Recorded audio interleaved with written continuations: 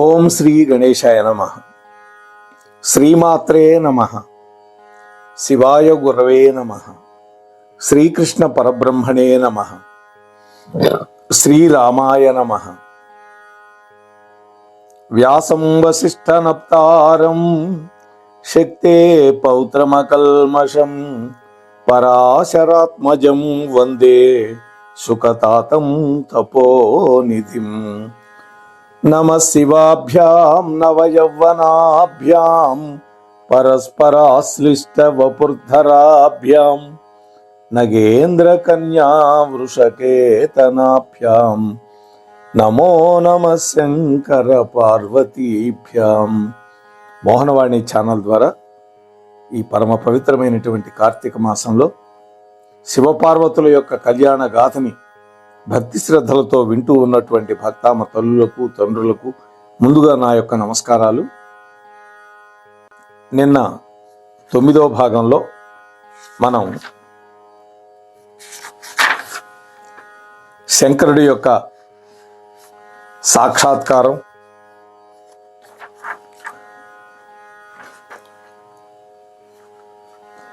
శివపార్వతుల యొక్క సంవాదం, పార్వతీదేవి తన యొక్క ఇంటికి రావడం, ఆ తర్వాత శివుడు చేసినటువంటి మాయ, ఇంతవరకు చెప్పుకున్నాం. ఈ రోజున మనం 10వ భాగంలోకి అడుగు పెడుతూ ఉన్నాం. సప్తఋషుల యొక్క రాక. కపట వైష్ణవుడి యొక్క మాటలు విన్నది మొదలు మేనాదేవి హృదయం మాత్రం దుఃఖభారంతో నిండిపోయింది.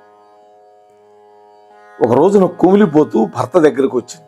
నాథ, సుకుమారి శుభలక్షణ సంపన్న అయినటువంటి మన కుమార్తెను ఒక కురూపి పిశాచగణాలకు అధిపతి శ్మశానవాసి అయినటువంటి ఆ రుద్రుడికిచ్చి పెళ్లి చేయటానికి మాత్రం నేను అంగీకరించను. మీరు గనక నా మాట వినకపోతే నేను ఇల్లు విడిచిపెట్టి వెళ్ళిపోతాను, లేదా ఇంత విషం మింగి చస్తాను, లేదా ఉరిపోసుకొని చస్తాను, లేదా అమ్మాయిని త్రాడుతో మెడక కట్టుకొని సముద్రంలో దూకుతా. ఈ విధంగా తీవ్రమైనటువంటి రోషంతో తీక్షణంగా పలికి కోపగృహంలోకి వెళ్ళిపోయింది. ఆభరణాలన్నీ విసిరి కొట్టింది. ఏడవటం మొదలుపెట్టింది, కింద నేల మీద పడి పొర్లుతూ. ఆ రోజుల్లో మహారాజుల ఇళ్లల్లో రాణీలకి కోపం వస్తే అలిగి ఉండటానికి కోపగృహం ఉండేది. సత్యాదేవి కోపగృహంలోకి వెళ్ళింది. అలాగే శ్రీమద్ రామాయణంలో దశరథుడి యొక్క ముద్దుల భార్య అయినటువంటి కైకేయీదేవి కూడా కోపగృహంలోకి వెళ్ళింది. ఏడవటం మొదలుపెట్టింది. అక్కడ కైలాసంలో శంకరుడు సప్తఋషులను స్మరించాడు. వెంటనే అపర కల్పవృక్షాల వంటి ఆ గొప్ప ఋషులు మరుక్షణంలోనే ప్రత్యక్షమైనారు శంకరుడి ముందు. వాళ్లతో పాటు అపర సిద్ధి లాగా ఉన్నటువంటి అరుంధతీదేవి కూడా వచ్చింది. అరుంధతీదేవి చాలా చాలా గొప్పది. ఆ అరుంధతీదేవి గురించి కూడా మనం ఒక వీడియో చేసుకున్నాం. వాళ్ళందరూ ఈశ్వరుని స్తోత్రం చేసి, ఓ శంకర, నీ యొక్క దివ్య నామస్మరణ మాత్రం చేతనే మహాపాతకాలన్నీ నశించిపోతాయి, ఉత్తమ లోకాలు సిద్ధిస్తాయి. అలాంటి నువ్వు మమ్మల్ని స్మరించావంటే కేవలం మా యొక్క పుణ్య విశేషమే తప్ప మరొకటి కాదు. స్వామి, నీకు దయ ఉంటే ఈ సేవకులకి ఆజ్ఞాపించ తగినటువంటి శుభకార్యాన్ని చెప్పండి అని వాళ్ళు వినయంగా అడిగారు. అప్పుడు చంద్రశేఖరుడు వాళ్లతో మాట్లాడుతుంది. ఓ సప్త ఋషులారా, గతంలో దేవతల యొక్క ప్రార్థనను మన్నించి వైష్ణవ వేషంలో వెళ్ళి శివనిందన చేసి మేనకా హిమవంతుల యొక్క మనస్సులను విరక్కొట్టి వాళ్ల హృదయాలు శివద్వేషం రగులుకునేటట్టుగా చేశాను. అంటే మనస్ఫూర్తిగా నాకు కన్యాదానం చెయ్యకుండా ఎలా చేయాలో అలా చేశాను. అదంతా దేవతల యొక్క అభ్యర్థన మేరకు. ఇప్పుడు వాళ్ళ కన్న కూతురైనటువంటి పార్వతీదేవిని నాకిచ్చి పెళ్లి జరిపించడానికి వాళ్ళు ఇష్టపట్టాలి. మేనాదేవి హఠం చేస్తోంది. నా పెళ్లిని నేనే చెడగొట్టుకున్నట్లయింది. చూసారా? కాబట్టి మీరు వెళ్ళండి అరుంధతీదేవిని వెంట పెట్టుకొని ఆ దంపతుల యొక్క మనస్సులను మార్చి ఆ గిరిజాదేవిని నాకిచ్చి పెళ్లి జరిపించేటట్లుగా కన్యావరణ విధిని మీరు చేయండి అన్న. కన్యావరణము అని ఒక విధానం ఉంది. కాకపోతే ఇవాళ రేపు పెళ్లిళ్ళలో ఒక తంతుగా చేస్తున్నారు దాన్ని. ఒక 5 మంది సద్బ్రాహ్మణులని ఆహ్వానించి వాళ్ళకి దక్షిణ తాంబూలాలు ఇచ్చి తమ యొక్క పిల్లవాడికి తగినటువంటి అమ్మాయిని వెతుక్కురండి అని పంపించే సంప్రదాయమే కన్యావరణం. ఇప్పటికీ పెళ్లిళ్లలో కన్యావరణం జరుగుతుంది. కాకపోతే అబ్బాయి అమ్మాయి ఎన్ని పెళ్లి చూపులు ఇవన్నీ అయిపోయి కట్టకానుకలన్నీ మాట్లాడుకొని నిశ్చయితాంబూలాలు కూడా పూర్తయిన తర్వాత కదా కళ్యాణ ఘట్టం. కలియుగం కాబట్టి అన్నీ మారిపోతూ ఉంటాయి. కాబట్టి ఇది దేవతల యొక్క కార్యం, మీరు నిర్వహించాలి అని ఆ సప్త ఋషులకి చెప్పాడు శంకరుడు. అప్పుడు ఆ మహర్షులు ఆకాశ మార్గంలో ప్రయాణం చేసి ఆ వెళ్ళేటప్పుడు వాళ్ళ మనస్సుల్లో ఆనందం కలిగిందట. ఎందుకని? శివపార్వతుల యొక్క కళ్యాణానికి తాము సంధానకర్తలం కాబోతున్నాము అనేది వాళ్ళకి ఆనందం. ఆకాశ మార్గంలో వెళ్ళి ఆ ఓషధీప్రస్థపురంలో దిగారు అరుంధతి సమేతంగా. ఆ నగరం శోభాయమానంగా ఉంది. కుబేరుడి యొక్క అలకా నగరాన్ని అతిక్రమించిన సంపదలతోటి దేవలుతల యొక్క రాజధాని అమరావతిని తలదన్నే అందచందాలతోటి పరమరమణీయంగా ఉంది. విశాలమైన రాజవీధులు, ఆకాశాన్ని చుంబించేటటువంటి చంద్రశాల శోభితమైనటువంటి సౌధాలు, నీడలు కనిపించే పాలరాతి గొచ్చుతో మేడలు, చందనము పన్నీరు కలిపి కళాపి చల్లినటువంటి వీధులు, అద్భుతమైనటువంటి రంగవల్లికలు తీర్చిదిద్దినటువంటి వాకిళ్ళు, ఆ రంగవల్లికల మీద కుంకుమ పూలు అలంకరించారు. కుంకుమ పువ్వు చాలా కాస్ట్లీ. విచిత్రమైనటువంటి పత్రములు, పుష్పములు, లతలు అన్నిటితో శోభితమైనటువంటి తోరణాలు కట్టున్నాయి. అనేక ఉద్యానవనాలు, ఉపవనాలతో అద్భుతంగా ఉంది ఆ ఓషధీ ప్రస్థం. అలాంటి నగరాన్ని చూసి ఇటువంటి సౌభాగ్యవంతమైన నగరం ఈ భూమి మీద కంటే, ఈ భూమి మీద ఉంటే కర్మఠులు స్వర్గాన్ని కోరుకొని కష్టపడి యజ్ఞాలను ఎందుకు చేస్తున్నారో అని ఆశ్చర్యపోయారు. యజ్ఞాలు చేసి పుణ్యకార్యాలు చేసి స్వర్గానికి వెళ్ళాలనుకుంటాం, కానీ భూలోకంలోనే ఇటువంటి స్వర్గధామం ఉంటే ఇంకా ఎందుకు అని సప్త ఋషులు ఆ నగర సౌభాగ్యాన్ని వాళ్ళల్లో వాళ్ళు వర్ణించుకుంటూ హిమవంతుడి యొక్క భవనానికి వెళ్ళారు. వెంటనే హిమవంతుడు ఎదురేగాడు, అతిథి మర్యాదలు జరిపించాడు. వాళ్ళందరినీ చక్కటి ఆసనాల మీద కూర్చోబెట్టి, మీ రాక వల్ల నా గృహస్థాశ్రమ జీవితం ధన్యమైంది. మహర్షులారా, ఆజ్ఞాపించండి, నేనేం చేయాలో అన్నాడు. ఒక గృహస్థుగా ఉండేవాడు తన ఇంటికి మహాత్ములు వచ్చినప్పుడు మాట్లాడవలసినటువంటి మాట ఇది మనకి పురాణం చెబుతోంది.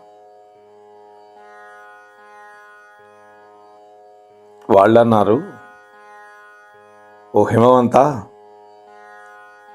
పార్వతీదేవిని శివుడికిచ్చి వివాహం జరిపించు అని చెప్పారు. దానికి హిమవంతుడు అన్నాడు, ఓ ఋషులారా, అమ్మాయి యొక్క ఇష్ట ప్రకారం శంకరుడి యొక్క ఆజ్ఞ మేరకు ఆ విధంగానే నిర్ణయం జరిగింది. కానీ ఇప్పుడే ఒక వైష్ణవ బ్రాహ్మణుడు వచ్చి శివుణ్ణి ఉద్దేశించి విపరీతమైనటువంటి మాటలు పలికి వెళ్ళాడు. అప్పటి నుంచి జ్ఞానభ్రష్టురాలైనటువంటి నా భార్య మేనాదేవి ఈ వివాహానికి ససేమిరా అంగీకరించట్లేదు. చాలా మొండి పట్టుదలతో ఉంది. నిజం చెప్పాలంటే మహాత్ములారా, నా మనస్సు కూడా మారిపోయింది. మా అమ్మాయిని శివుడికి ఇవ్వడానికి నాకు కూడా ఇష్టం లేదు అని తేల్చి చెప్పాడు హిమవంతుడు. సప్తర్షులు అన్నారు ఆశ్చర్యపోయి, ముందు అరుంధతిని మేనాదేవి దగ్గరికి పంపించి ఆమెని సమాధానపరచమని. వీళ్ళు అంటున్నారు సప్తఋషులు, ఓ పర్వత సార్వభౌమ, తారకాసురుడి యొక్క సంహారం కోసం యాచించటం అంటే ఏమిటో తెలియనటువంటి బ్రహ్మదేవుడు పరమేశ్వరుణ్ణి యాచించి ఈ వివాహాని కోసం ఒప్పించాడు. ఇప్పుడేమో నువ్వు కాదంటున్నావు. లోకంలోనూ వేదంలోనూ కూడా నీతి వాక్యాలు 3 రకాలుగా ఉంటాయి. వినడానికి మధురంగా ఉంటుంది, కానీ భవిష్యత్తులో హాని కలిగిస్తుంది ఒక రకం. ఇది శత్రువు పలికేటటువంటి మాట. అదే శత్రువు గనక బుద్ధిమంతుడైతే ఏనాడు హితం చెప్పడం. అయితే మొదట్లో దుఃఖాన్ని కలిగించిన పరిణామ దశలో సుఖాన్నిచ్చేది రెండవ రకం మాట. ఇది ధర్మబుద్ధి కలిగినటువంటి బంధువులు చెప్పే మాటలు. మరొకటి ఉంది, వినడానికి అమృతంలాగా ఉంటుంది, ఎప్పుడూ సుఖం మాత్రమే ఇస్తుంది. అయితే ఈ మాట చెప్పేది కేవలం గురువు మాత్రమే అన్న. ఇది గురువు యొక్క వైభవం. గురువులు ఎప్పుడూ తన శిష్యుడు బాగుంటాలని కోరుకుంటారు. రాజా, గురువులమైనటువంటి మా యొక్క అమృతతుల్యమైనటువంటి మాటలు విను. పరమేశ్వరుడు త్రిమూర్త్యాత్మకుడు. ఆయన యొక్క ఆజ్ఞనే మిగిలిన వాళ్ళంతా పరిపాలిస్తూ ఉంటారు. సమస్త లోకాలు ఆయన యొక్క అంగాలు. వేదాలతో కూడి వాంగ్మయమంతా ఆయన యొక్క వాక్కులు. సూర్యుడు, చంద్రుడు, గ్రహాలు, నక్షత్రాలు, ఈ మండలాలన్నీ కూడా ఆయనకు అలంకారాలు. జగన్ నిర్మాణ సామర్థ్యం కలిగినటువంటి శంకరుడు, ఆయన యొక్క తపశక్తియే ప్రకృతి. ఆ ప్రకృతే మీ కుమార్తె పార్వతి.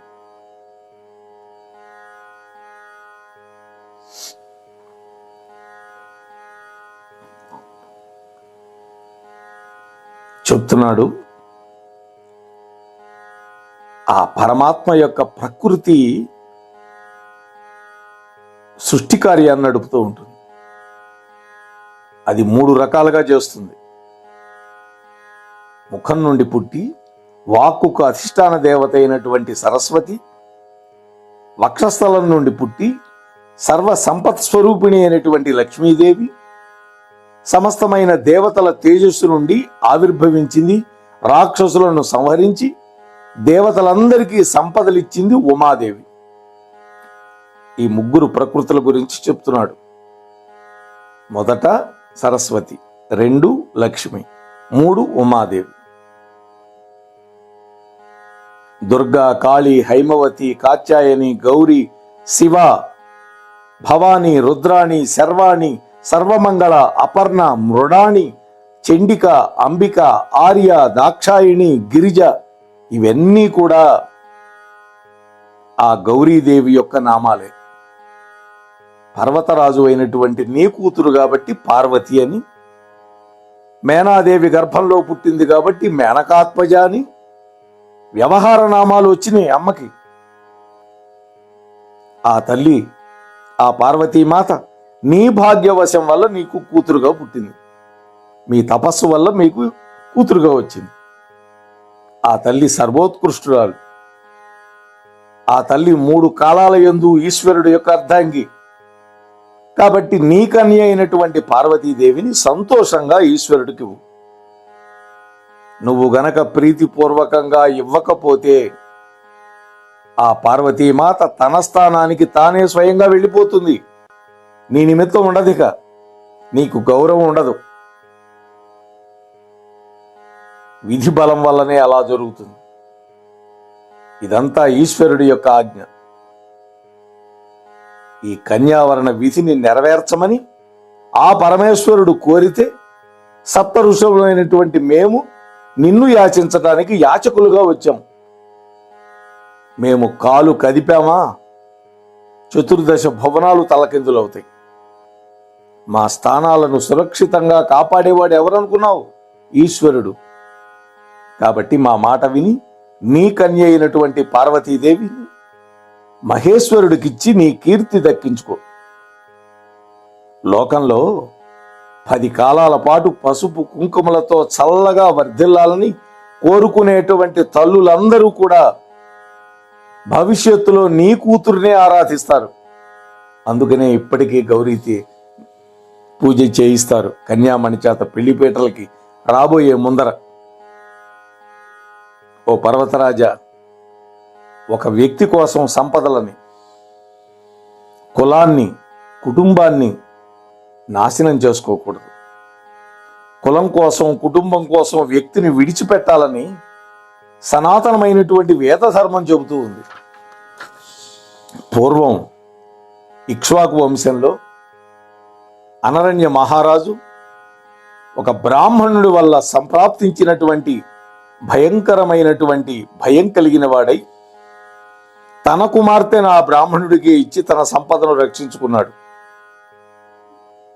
చిట్ట చివరి మాట చెబుతున్నాం వినవయ్య. దక్షుడికి పట్టిన దుర్గతి నీకు పట్టకూడదు. కాబట్టి నీ కూతురైనటువంటి పార్వతిని పరమేశ్వరుడికిచ్చి సంతోషంగా జరిపించు వివాహం. దానివల్ల శాశ్వతమైన కీర్తి భోగభాగ్యాలు నీకు దక్కుతాయి. సప్త ఋషుల యొక్క హితవచనాలు విన్నటువంటి హిమవంతుడు వాళ్ళు అన్నటువంటి అనరణ్యుడి యొక్క వృత్తాంతాన్ని చెప్పమని కోరారు. అప్పుడు వశిష్ఠ భగవానుడు చెబుతున్నాడు. వశిష్ఠుడు ఇక్ష్వాకు వంశస్థులకి పురోహితుడు. అందుకని ఆ అనరణ్యుని కథ వశిష్ఠుల వారు చెబుతున్నారు. అదేంటో మనం కూడా చూద్దాం. ఓ పర్వతరాజా, పూర్వం ఇంద్రసావర్ణి అనే పేరు కలిగినటువంటి 14వ మనువు యొక్క వంశంలో అనరణ్యుడు అనేటువంటి చక్రవర్తి జన్మించి 7 దీవులను పరిపాలించాడు. మంగళారణ్యంలో పుట్టినటువంటి ఆ చక్రవర్తి గొప్ప శివభక్తుడు. ఆ మహాత్ముడు భృగునే బ్రహ్మగా చేసుకొని 100 యజ్ఞాలు చేసి ఇంద్ర పదవికి అర్హత పొందినా తనకు ఆ పదవి వద్దని తిరస్కరించాడు. ఆ అనరణ్య మహారాజుకు 100 మంది కొడుకులు. పద్మ అనే పేరు కలిగినటువంటి లక్ష్మీదేవితో సమానురాలైనటువంటి కుమార్తె ఉన్నారు. ఆ చక్రవర్తి దంపతులకి కొడుకుల మీద ఉన్నటువంటి ప్రేమ కంటే కూతురు మీద అధికమైన ప్రేమ. ఆ రాజుగారికి 5గురు భార్యలు. ఆ పద్మ అనేటువంటి కన్యామణికి వివాహ వయస్సు వచ్చింది. చక్రవర్తి రాజులందరికీ పత్రాలు పంపించాడు స్వయంవరానికి. ఒక రోజున పిప్పలాద మహర్షి లోక సంచారంలో ఒక గంధర్వుడు గంధర్వ స్త్రీతో కూడి వనవిహారం చేసి జలకేళి చేస్తూ ఉండగా చూశాడు. పిప్పలాదుడు మామూలు మహర్షి కాదు, చాలా గొప్పవాడు. ఆ మహర్షి గురించి కూడా మహర్షుల చరిత్రలో చెప్పాను, ఇంకా మన ఛానల్లోకి రాలేదు. అటువంటి పిప్పలాద మహర్షి కామమోహితుడయ్యాడు. అప్పటి నుండి మనస్సును తపస్సు మీద లగ్నం చేయలేకపోతున్నాడు. వివాహం చేసుకోవాలనే నిర్ణయానికి వచ్చాడు. ఒక రోజున పుష్పభద్ర నదిలో స్నానం చేస్తూ ఉన్నటువంటి ఈ పద్మావతి అనేటువంటి ఈ సుందరాంగిని చూశాడు, ఈ రాజుగారి అమ్మాయిని. అతడిలో ఉన్న కోరిక ఎక్కువైంది. సమీపంలో ఉన్న చెలికెత్తను వివరాలు అడిగాడు. వాళ్ళు ఆ అమ్మాయి అనరణ్య మహారాజు కుమార్తె అయినటువంటి పద్మని, అనేక మంది రాజకుమారులు ఆమెను పెళ్లి చేసుకోవాలని ఉవ్విళ్ళు ఊరుతున్నారని కూడా చెప్పారు. వెంటనే పిప్పలాదుడు శివపూజ చేసి అనరణ్య రాజు యొక్క సభకు వెళ్ళాడు. అక్కడ మహాత్ముడు వచ్చాడని సన్మానాలు చేశారు, సత్కారం చేశారు. అతిథి పూజలో భాగంగా రాజకుమార్తె అయినటువంటి పద్మని భార్యగా తనకిచ్చి పెళ్లి చేయమని కోరాడు రాజుగారు. చూడండి, ఒకవేళ నా కోరికను మన్నించి మీ అమ్మాయిని నాకు గనక కన్యాదానం చెయ్యకపోతే నీ ఐశ్వర్యాన్ని క్షణకాలంలో భస్మం చేస్తానన్నాడు. ముని యొక్క తేజస్సుకి అక్కడ వాళ్ళంతా భయభ్రాంతులైపోయారు. వృద్ధుడైనటువంటి పిప్పలాదుడికి సుకుమారి సుందరి అయినటువంటి తమ కుమార్తెను భార్యగా ఇవ్వడం ఇష్టం లేక ఆ రాజుగారి యొక్క భార్యలు, కొడుకులు అందరూ కూడా ఏడుస్తూ ఉన్నారు. దిక్కుతోచక రాజగురువుని, రాజపురోహితుడిని పిలిపించాడు రాజుగారు. విషయాన్ని చెప్పి కర్తవ్యోపదేశం చేయమని అడిగాడు. అప్పుడు వాళ్ళు అన్నారు, ఓ రాజా, ఒక్కరి కోసం సర్వనాశనం అయ్యే సందర్భంలో ఆ ఒక్కరిని విడిచిపెట్టి సర్వాన్ని రక్షించుకోవాలి. ఇది వేదధర్మం అని హితం చెప్పారు. వేద విధులైనటువంటి ఆ బ్రాహ్మణోత్తములు చెప్పినటువంటి మాట ప్రకారం అనరణ్యుడు తన కుమార్తె అయినటువంటి పద్మని అలంకరించి ఆ పిప్పలాద మహర్షికిచ్చి పెళ్లి జరిపించి తన కుటుంబాన్ని, సంపదను, రాజ్యాన్ని రక్షించుకున్నాడు. కాబట్టి ఓ హిమవంత, నువ్వు కూడా పార్వతీదేవిని శంకరుడికిచ్చి పెళ్లి జరిపించు, నీ సర్వస్వాన్ని రక్షించుకో అని హితం చెప్పారు.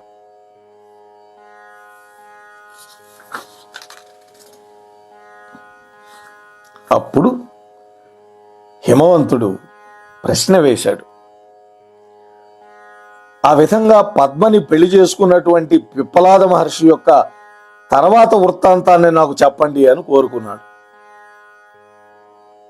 మరి ఆ వృత్తాంతాన్ని వినాలి అని మీకు కూడా మనసులో కోరిక బయలుదేరి ఉంటుంది. అయితే ఆ చరిత్ర తెలుసుకోవాలంటే రేపటిదాకా మనం ఎదురు చూడాలి.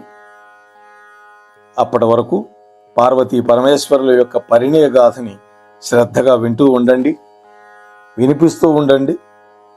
మీతో పాటు కనీసం ఒక 10 మందికైనా సరే ఈ వీడియో షేర్ చేసి మీ అభిప్రాయాన్ని కామెంట్ రూపంలో తెలియజేస్తే ఛానల్ నిర్వాహకులకు ఎక్కువగా ప్రయోజనంగా ఉంటుంది అని మీతో సవినయంగా మనవి చేసుకుంటూ, వింటున్నటువంటి మీకు, చెప్పిన నాకు, తమ ఛానల్లో ప్రసారం చేసిన అక్కునూరి వారికి ఆ పార్వతీ పరమేశ్వరుల యొక్క దివ్యమైన, భవ్యమైన అనుగ్రహం ప్రసరించాలి అని మనసారా కోరుకుంటూ ముగిస్తూ ఉన్నాను. స్వస్తి సర్వేషాం.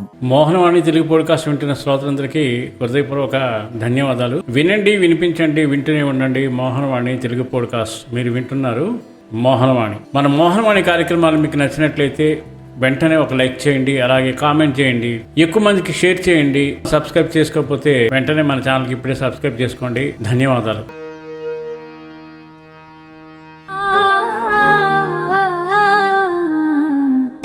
మోహనవాణి మదిని దోచే